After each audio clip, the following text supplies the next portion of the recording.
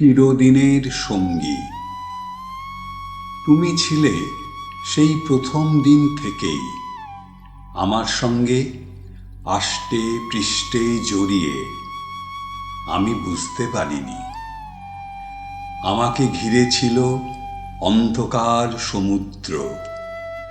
কি স্বচ্ছন্দে আমি ডুবতাম আর ভাসতাম। আমি ভাবতাম আমি বুঝি একা, অথচ তুমি সবসময় আমার সঙ্গেই ছিলে।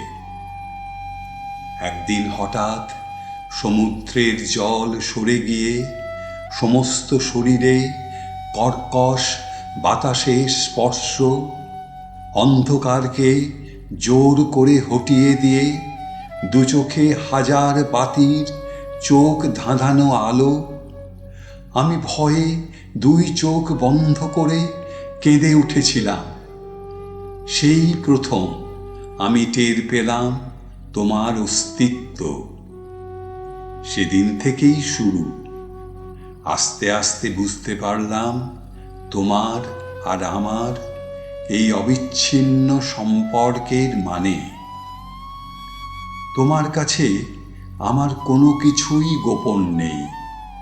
সেই ছোটবেলার দুষ্টুমি, বয়ঃসন্ধির টানাপোড়েন, অথবা প্রাপ্তবয়স্কের কূট কাচালি, সমস্ত ঘটনার তুমি আছো একমাত্র নীরব সাক্ষী।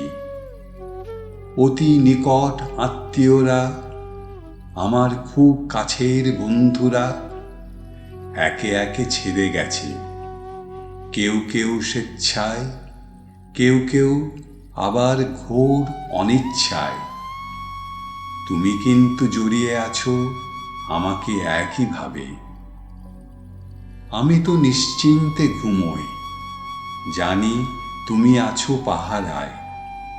জটিল এই যন্ত্রের ওঠা নামা, প্রতিটি কোষের গভীর রহস্য তোমার নখদর্পণে।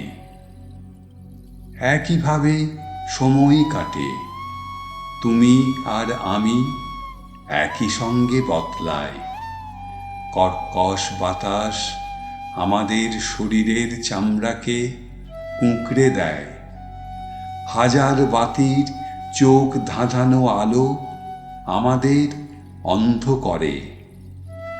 দু চোখ বন্ধ করে আমরা অপেক্ষায় থাকি সেই এক অন্ধকার সমুদ্রের।